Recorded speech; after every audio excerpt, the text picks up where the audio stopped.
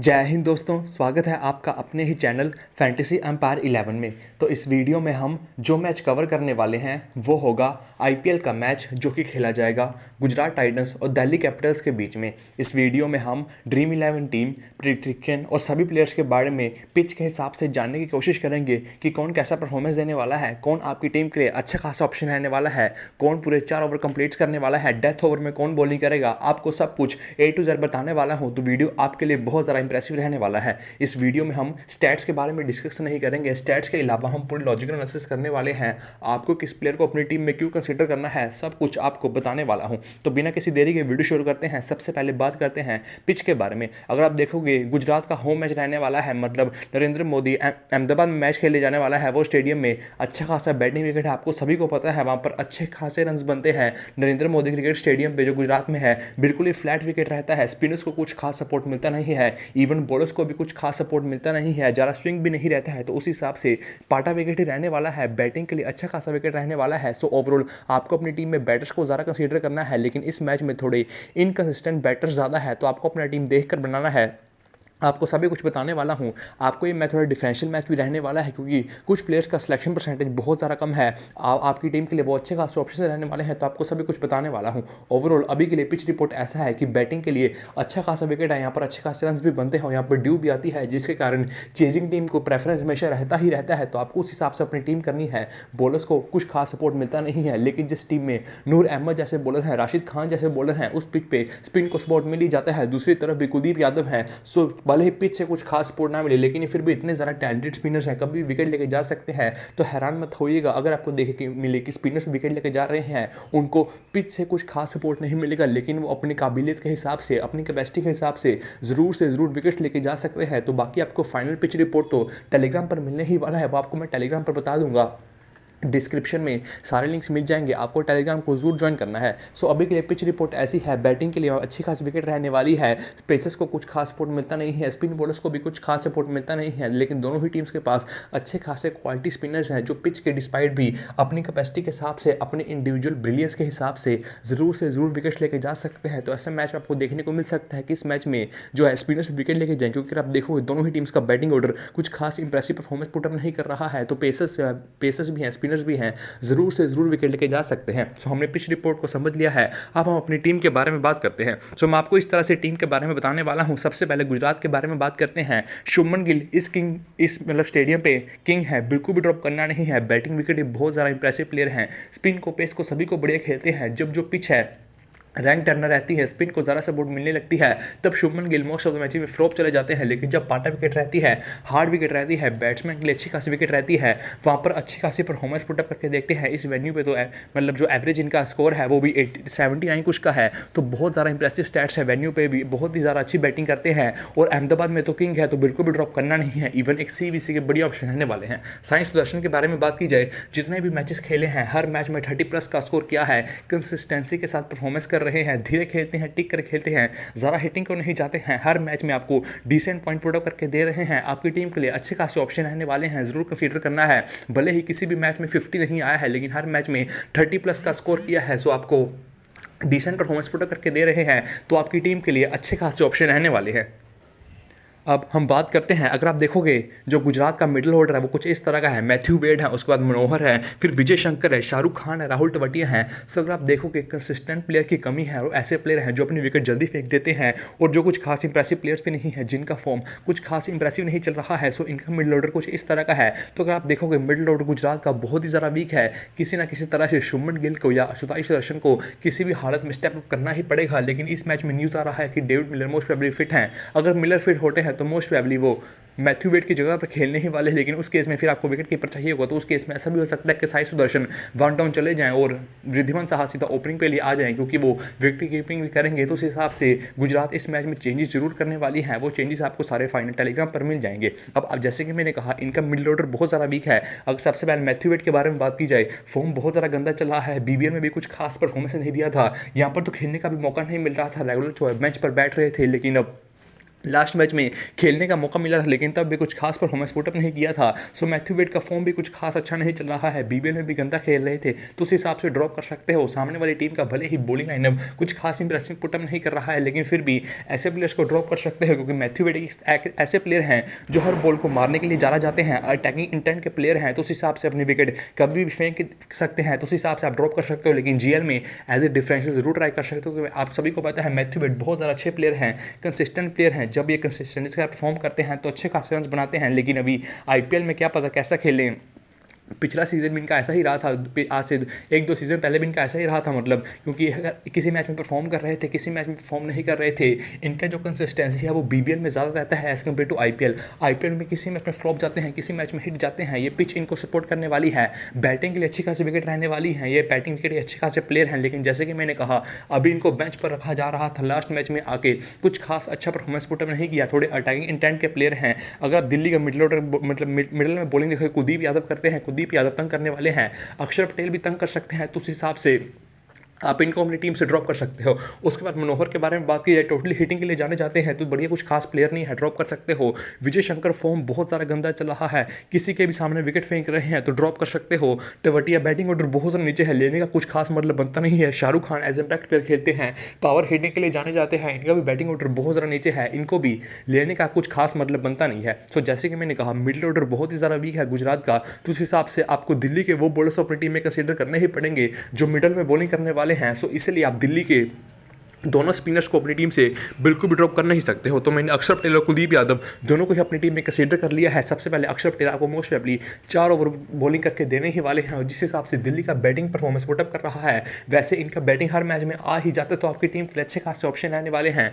आपको इनको अपनी टीम में जरूर कंसीडर करना चाहिए। बंदा आपको 4 ओवर बॉलिंग करने देगा, और जिस हिसाब से दिल्ली खेल रही है, इनका बैटिंग भी मोस्ट प्रोबेबली आने ही वाला है, सो आपको बैटिंग से भी कभी भी कॉन्ट्रीब्यूशन करके दे सकता है। तो अक्षर पटेल को तो आपको अपनी टीम में जरूर कंसीडर करना है। मैं इनको सीबीसी करने को ज़्यादा नहीं बोलूंगा, क्योंकि अगर आप देखोगे ये लेफ्ट आर्म ऑर्थोडॉक्स बॉलर हैं जो राइटिस को ज़्यादा बॉलिंग करते हैं, लेकिन दिल्ली की टीम के पास अच्छे खासे लेफ्टीज हैं। ओपनिंग पे साई सुदर्शन लेफ्टी है, बाद में मैथ्यू वेड भी लेफ्टी है, बाद में राहुल तेवतिया भी लेफ्टी है। सो गुजरात के पास अच्छे खासे लेफ्टीज हैं, तो उस केस में ऐसा हो सकता है कि अक्षर पटेल विकेट्स थोड़ी कम ले, या इनका 1-2 ओवर कट भी जाए, तो उस हिसाब से मैं इनको सीबी से ट्राई करने को ज़रा नहीं बोलूँगा। लेकिन फिर भी मस्ट एपिक तो रहने ही वाले हैं, ड्रॉप करने का सवाल पैदा होता नहीं है। उसके बाद बात की जाए कुलदीप यादव की, सभी को पता है चाइनामैन बॉलर हैं, लेफ्टिस को अच्छे खासी बॉलिंग करते हैं, आउट करते हैं, राइटिस को भी आउट करते हैं, फॉर्म भी इंप्रेसिव चल रहा है। दिल्ली के मेन बॉलर है, जब ये आउट हो गए थे दिल्ली लगातार मैचेस हार रही थी, लेकिन जब वापस आए हैं तो दिल्ली अच्छा परफॉर्मेंस पुटअप कर रही है। कुलदीप यादव हर मैच में रेगुलर बेसिस पे विकेट्स लेते हैं, वो भी बंडल्स में विकेट लेते हैं। विकेट टेकिंग बॉलर है, बिल्कुल भी ड्रॉप करना नहीं है। अब शाहरुख खान तक हमने बात कर ली थी, राशिद खान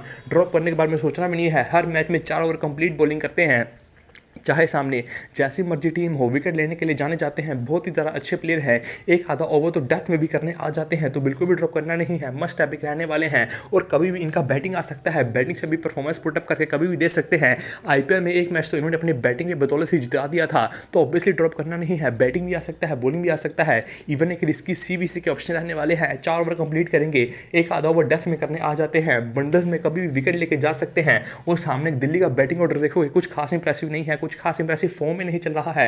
थोड़े पावर हिटर्स ज़्यादा हैं, मतलब थोड़े इनकंसिस्टेंट प्लेयर्स ज़्यादा हैं, तो उस हिसाब से कभी भी बंडल्स में विकेट लेके जा सकते हैं। बैटिंग अगर आएगी तो अच्छी खासी रन भी बना के दे सकते हैं। इन्होंने एक मैच अपनी बैटिंग बदौलत भी जिता दिया था, तो उस हिसाब से थोड़े डुअल रोल के प्लेयर हैं, फील्डिंग भी बढ़िया रहता है, तो आपके लिए मस्ट हैव रहने वाले हैं। इवन एक सीबीसी के भी बढ़िया ऑप्शन रहने वाले हैं। अब नूर अहमद के बारे में बात की जाए, अफगान के स्पिनर हैं, सबको पता है बहुत ही ज़्यादा बढ़िया स्पिनर है। जब जब गुजरात के लिए खेलते हैं अच्छा खासा परफॉर्मेंस बुटअप करके देते हैं, हर मैच में रेगुलर बेसिस पे 1-2 विकेट्स तो लेते ही लेते हैं, तो आपकी टीम के लिए डिसेंट ऑप्शन रहने वाले हैं। लेकिन ये मिडिल फेस में ही बॉलिंग करते हैं, जैसे कि राशिद खान एक आधा ओवर डेथ में भी करने आ जाते हैं, डिफरेंट इंटरवल्स पर बॉलिंग करते हैं। वैसे नूर अहमद नहीं है, नूर अहमद जो है वो रेगुलर ही मिडिल फेसिस पे ओवर करते हैं, मतलब ऐसे ओवर करेंगे, लगा लो 8th ओवर कर लिया, 10th कर लिया, 12th कर लिया, 14th कर लिया, 7th कर लिया, 9th कर लिया, 11th कर लिया, 13th कर लिया, तो ऐसे मिडिल ओवर में ही रेगुलर बेसिस पे 4 ओवर कंप्लीट कर देंगे। अगर आप देखोगे दिल्ली का मिडिल ऑर्डर में बैटिंग करने कौन आने वाला है, सबसे पहले मोस्ट प्रोबेबली ऋषभ पंत आने वाले हैं, स्टब्स आने वाले हैं, शाई होप आने वाले हैं। होप स्पिन के बढ़िया प्लेयर हैं, स्टब्स भी स्पिन के बहुत ज़्यादा बढ़िया प्लेयर हैं। ऋषभ पंत आप देखोगे हिटिंग अच्छी खासी कर रहे हैं, फॉर्म भले ही इंजरी के बाद कमबैक कर रहे हैं, लेकिन फॉर्म फिर भी डिसेंट चल रहा है, तो स्पिन को बढ़िया भी खेलते हैं। तो उस हिसाब से नूर अहमद का बंडल्स में विकेट लेने का फैक्टर जो है वो थोड़ा कम हो जाता है। है तो आपकी टीम के लिए 50-50 ऑप्शन आने वाले हैं। दिल्ली भले ही थोड़ा स्पिन के सामने स्ट्रगल करी है, दिल्ली का बैटिंग ऑर्डर भले ही थोड़ा इस सीज़न इनकंसिस्टेंट खेला है, कभी भी विकेट फेंक दे रहे हैं। और नूर अहमद बहुत ही ज़्यादा बढ़िया स्पिनर है, लेकिन अगर आप देखोगे ऐसा लॉजिक भी है क्योंकि इस पिच से स्पिन को कुछ खास सपोर्ट मिलने नहीं वाला है। सो अगर पिच से सपोर्ट नहीं मिलेगा तो नूर अहमद की मोस्ट अपनी सारी बॉल जो हैं वो सीधी ही आने वाली हैं। सामने शाही होप, स्टब्स हैं, ऋषभ पंत है जो स्पिन को बढ़िया खेलते हैं। तो उस हिसाब से ऐसा लगता है कि इस मैच में नूर अहमद ज़्यादा विकेट ना दे, मोस्ट प्रोबेबली 1 या 2 विकेट ही ले, 2 भी मुश्किल से 1 विकेट तो मोस्ट प्रोबेबली हर मैच में ले ही जाते हैं। तो बंडल्स में विकेट लेने का फैक्टर जो है वो थोड़ा कम है। तो उस हिसाब से नूर अहमद आपकी टीम के लिए 50-50 ऑप्शन ही रहने वाले हैं। उसके बाद बाकी उमेश यादव की ज़्यादा हर मैच में 4 ओवर तो कंप्लीट कर भी नहीं रहा है, पावर प्ले में ज़्यादा बॉलिंग करते हैं, डेथ में कभी कभी बॉलिंग मिल जाता है, कभी कभी नहीं मिलता है।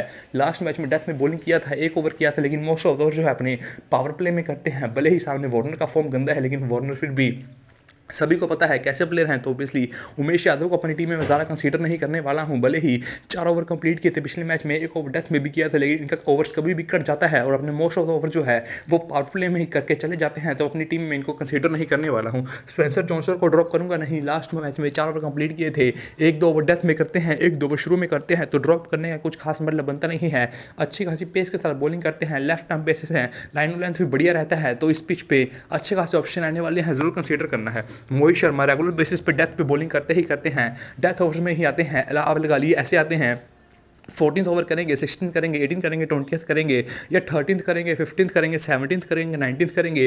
तो लगातार ही 4 ओवर करते हैं। अब चारों भी ऐसे रहता है कि जब डेथ ओवर्स का मतलब डेथ ओवर्स के नज़दीक ही रहते हैं, 2 तो डेथ में वो कन्फर्म करते ही करते हैं, लेकिन उससे पहले भी जो 2 ओवर्स करते हैं वो तभी करते हैं जब मोस्ट वाली डेथ आने ही वाला होता है। तो हर मैच में अच्छा खासा विकेट लेने का चांसेस बनता ही रहता है। तो उस हिसाब से मैं मोहित शर्मा को अपनी टीम से बिल्कुल भी ड्रॉप करने नहीं वाला हूँ। ग्रैंडलिंग में एक CVC के बड़ी ऑप्शन आने वाले हैं। अगर गुजरात के फर्स्ट इनिंग में बॉलिंग करती है तब तो डेथ में 2 ओवर कन्फर्म करने ही वाले हैं, तब हिटिंग के लिए चाहिए होगा, तो उस हिसाब से विकेट लेके जा सकते हैं। दिल्ली की टीम का बैटिंग कुछ खास इंप्रेसिव परफॉर्मेंस पुटअप नहीं कर रहा है, तो उस हिसाब से मोहित शर्मा इस मैच में अच्छी खासी विकेट लेके जा सकते हैं। तो मोहित शर्मा आपकी टीम के लिए मस्ट टॉपिक तो रहने ही वाले हैं। ग्रैंडलिंग में एज ए डिफरेंशियल CVC आप जरूर से जरूर ट्राई कर सकते हो। सो गुजरात के सभी के बारे में हमने अच्छी तरह से डिस्कस कर लिया है। ओपनिंग जोड़ी को तो बिल्कुल भी ड्रॉप करना नहीं है। मिडिल ऑर्डर बहुत ही ज़्यादा वीक है, मिडिल ऑर्डर के बारे में बता दिया है, पिक क्यों नहीं करना है। राशिद खान के बारे में बता दिया है, मस्ट टॉपिक है। नूर अहमद 50-50 ऑप्शन आने वाले हैं, और उमेश यादव अपने सारे ओवर मोस्ट पावर प्ले में ही करा जाते हैं, तो लेने का कुछ खास मतलब बनता नहीं है। और जो मोहित शर्मा और स्पेंसर जॉनसन है ऑब्वियसली दोनों को ड्रॉप करना नहीं है। और दिल्ली से हमने अक्षर पटेल और कुलदीप यादव दोनों ही मिडिल ओवर बॉलर्स को अपनी टीम में कंसीडर कर लिया है। अब बाकी प्लेयर्स के बारे में बात करते हैं। शॉ इस सीजन डिसेंट खेल रहे हैं, परफॉर्मेंस पुटअप करके दे रहे हैं, लेकिन जैसे कि मैंने कहा सामने उमेश यादव हैं। उमेश यादव भले ही अपने सारे और पावर प्ले में कर देंगे, लेकिन लीथल बॉलर हैं, कभी भी पृथ्वी शॉ को आउट कर सकते हैं। जिस हिसाब से पृथ्वी शॉ का मतलब ओवरऑल करियर रहा है, बहुत ही ज़्यादा इनकन्सिस्टेंट रहे हैं। पहले बहुत ज़्यादा बड़ा नाम हुआ था, लेकिन IPL में बुरी तरह फ्लॉप हुए हैं, अब इनकन्सिस्टेंट हो गए हैं, कभी विकेट फेंक देते हैं। इस सीजन भले ही थोड़ा डिसेंट खेल रहे हैं, लेकिन फिर भी अभी के लिए मैं इनको ज़्यादा अपनी टीम में कंसीडर करने नहीं वाला हूं। मैं इन पर पर्सनली ज़्यादा ट्रस्ट भी नहीं करता हूं, तो उस हिसाब से इनको मैं अपनी टीम में बिल्कुल भी कंसीडर नहीं करने वाला हूं। लेकिन आप बैटिंग विकेट के हिसाब से ज़रूर कंसीडर कर सकते हो, लेकिन इस मैच में कंसीडर इसलिए नहीं करूँगा क्योंकि सबसे पहले अगर आप देखोगे पावर प्ले में ही उमेश यादव सबसे बड़ा थ्रेट है, वही थ्रेट रहने वाले हैं। लगा लो अगर इन्होंने पावर प्ले क्लियर भी कर लिया, उसके बाद राशिद खान आने वाले हैं, नूर अहमद आने वाले हैं, उनको तो पृथ्वी शॉ बिल्कुल भी सर्वाइव नहीं करने वाले हैं। तो पृथ्वी शॉ के सामने स्ट्रगल रहने ही वाला है, तो मैं इसलिए शॉ को अपनी टीम में कंसीडर करने नहीं वाला हूँ। वार्नर को ऑब्वियसली ड्रॉप करना नहीं है, भले ही पिछले 3 मैचेस में फॉर्म गंदा रहा है। पहले 3 मैचेस में परफॉर्म किए थे, अगले के 3 मैचेस में बिल्कुल ही गंदा स्कोर रहा था, लेकिन फिर भी लॉन्ग और लॉन्ग ऑफ पर फील्डिंग करते हैं। डेड वार्नर इस सीजन बिल्कुल इस हिटर वाले कैचेस भी ड्रॉप कर रहे हैं। सो इनका फील्डिंग से भी फॉर्म गंदा चल रहा है, बैटिंग से भी लास्ट 3 मैचेस में फॉर्म गंदा हुआ है, लेकिन फिर भी मस्ट टॉपिक रहने वाले हैं, कभी भी फॉर्म में आ सकते हैं। स्पिन के खिलाफ बढ़िया खेलते हैं, पेस के खिलाफ बढ़िया खेलते हैं, अच्छे खासे टैगिंग इंटेंट के साथ खेलते हैं, टेक्निकली साउंड प्लेयर भी है, अंधाधुंध हिटिंग को नहीं जाते हैं, पॉप क्रिकेटिंग शॉट्स खेलते हैं, कैचिंग पोजीशन में रहते हैं। तो ऑब्वियसली डेड वार्नर को तो ड्रॉप करने का सवाल पैदा होता नहीं है। ग्रैंडलिंग में इवन एक डिफरेंशियल CVC ऑप्शन जरूर रहने वाले हैं, ड्रॉप करने का तो सवाल पैदा होता नहीं है। उसके बाद बात की जाए फ्रेजर मर्क के बारे में, ऑस्ट्रेलिया के प्लेयर हैं, लास्ट मैच में अच्छा खासा परफॉर्मेंस भी पुटअप किया था, लेकिन उतना ही ज़्यादा इनकन्सिस्टेंट है। भले ही रिकी पॉइंटिंग ने इनकी बहुत ज़्यादा तारीफ की है, लेकिन अगर आप इनका खेलने का स्टाइल देखोगे आपको ऐसे ही लगने वाला है कि अब आउट होगा, हर बॉल को मारने के लिए जाता है, तो उस हिसाब से ड्रॉप कर सकते हो। दिल्ली का जो बॉलिंग गुजरात का जो बॉलिंग है बहुत ज़्यादा इंप्रेसिव है। राशिद खान है, मोहित शर्मा है, नूर अहमद है, स्पेंसर जॉनसन है, तो सभी ही बॉलर्स गुजरात के वर्ल्ड क्लास है। तो मुझे लगता नहीं है कि इस मैच में फ्रेजर मग ज़्यादा कंट्रीब्यूशन करके देने वाले हैं, क्योंकि अगर आप देखोगे वन डाउन बैटिंग करने को आते हैं। अगर आप देखोगे वैसे इनका जो ओपनिंग ऑर्डर है पृथ्वी शॉ ज़्यादा अटैकिंग नहीं खेल रहे हैं, धीरे खेल रहे हैं, वार्नर भी धीरे खेलते हैं, तो मोस्ट प्रोबेबली पावर प्ले तो यही बैटिंग करने वाले हैं। सो पावर प्ले के बाद ही मोस्ट प्रोबेबली फ्रेजर मग का बैटिंग आने वाला है। पावर प्ले के बाद मिडिल ओवर्स में तो नूर अहमद, राशिद खान बॉलिंग करने वाले हैं, तो उस हिसाब से उनके सामने सर्वाइव करना बहुत ही ज़्यादा मुश्किल टास्क है। तो इसलिए मैं फ्रेजर मग को अपनी टीम में ज़्यादा कंसीडर करने नहीं वाला हूँ। पंत को ऑब्वियसली ड्रॉप करना नहीं है, विकेट कीपिंग सेक्शन से अच्छे खासे ऑप्शन आने वाले हैं। आपने मैथ्यू वेड को ड्रॉप कर दिया है, आपको एटलीस्ट एक कीपर तो लेना ही पड़ेगा, पंत को लेना है। अच्छी खासी बैटिंग के साथ फॉर्म में भी चल रहे हैं, रेगुलर बेसिस पे स्टंपिंग से भी पॉइंट दे रहे हैं, तो विकेट कीपिंग से पॉइंट दे रहे हैं, बैटिंग से पॉइंट दे रहे हैं, और हमारी इंडिया की T20 वर्ल्ड कप की टीम के लिए इंपॉर्टेंट ऑप्शन भी रहने वाले हैं। तो उस हिसाब से हर मैच में परफॉर्मेंस देना ही होगा, तो मस्ट टैप रहने वाले हैं। पंत को मैं ऑब्वियसली ड्रॉप करने नहीं वाला हूँ। स्टब्स इस सीजन बहुत ज़्यादा इंप्रेसिव परफॉर्मेंस पुट अप कर रहे हैं, स्पिन को बढ़िया खेलते हैं, पेस को भी बढ़िया खेलते हैं, इस सीजन फॉर्म भी इंप्रेसिव रहा है।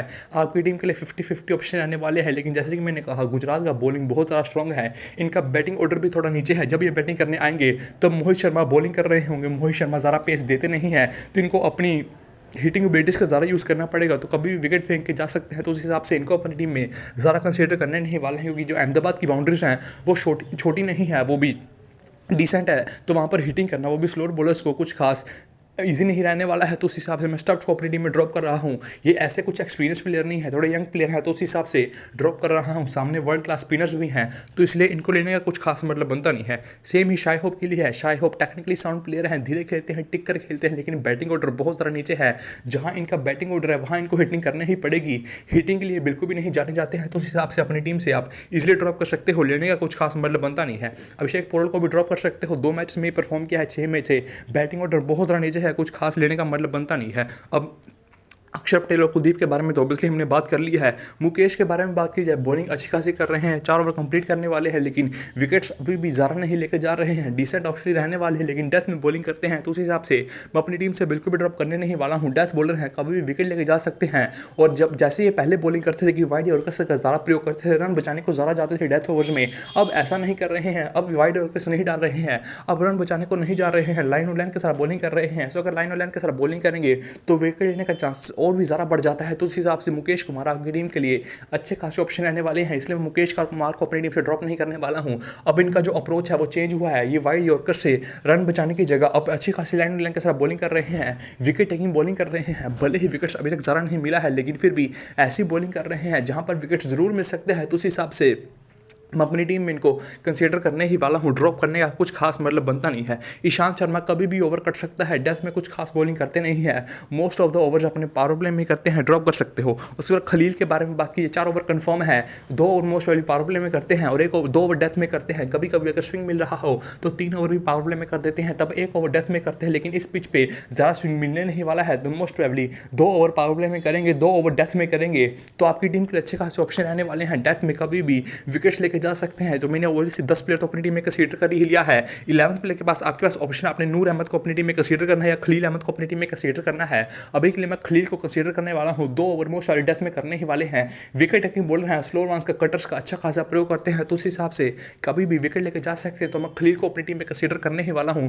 नूर अहमद के बारे में बता दिया है, जब ये मिडिल फेस में बॉलिंग करने आएंगे सामने स्टब्स रहने वाले हैं, ऋषभ पंत रहने वाले हैं, जो स्पिन को बढ़िया खेलते हैं, तो उस हिसाब से मैं इनको अपनी टीम में ज़्यादा कंसीडर नहीं करने वाला हूँ। ज़्यादा से ज़्यादा 1-2 विकेट ही ले जाएंगे, उससे ज़्यादा विकेट लेने नहीं वाले हैं। इनसे ज़्यादा विकेट टेकिंग बॉलर मतलब जो विकेट लेने का चांसेस है वो खलील का ज़्यादा रहने वाला है, इसलिए मैं अपनी टीम में खलील को कंसीडर करने वाला हूँ। सो अभी के लिए हमारी टीम कुछ इस प्रकार की बन रही है, हमने अपनी टीम क्रिएट कर ली है। अब CVC ऑप्शन के बारे में बात करते हैं। स्मॉलिंग में तो obviously Shubman Gill best CVC option आने वाले हैं, बेस्ट कैप्टनसी ऑप्शन आने वाले हैं। इस वेन्यू पे किंग है, स्टेडियम में किंग है, अच्छी खासी परफॉर्मेंस पुटअप करके देते हैं, 79 का एवरेज भी है, हर मैच में अच्छी खासी परफॉर्मेंस देते हैं, बैटिंग विकेट के अच्छे खासे प्लेयर हैं, तो obviously Shubman Gill one of the best option रहने वाले हैं। उसके बाद ऑलराउंडर्स में जो अक्षर पटेल हैं वो ग्रैंडलिंग में एज ए डिफरेंशियल रहने वाले हैं, क्योंकि जैसे कि मैंने कहा भले ही 4 ओवर कंप्लीट करेंगे, इनका बैटिंग भी आने वाला है, उस हिसाब से CVC के बढ़िया ऑप्शन रहने वाले हैं। लेकिन सामने लेफ्टीज़ हैं, लेफ्टीज़ के सामने लेफ्ट आर्म ऑर्थोडॉक्स को बॉलिंग देंगे तो वो लेफ्टीज़ बहुत ज़्यादा गंदी तरह से मार भी सकते हैं, क्योंकि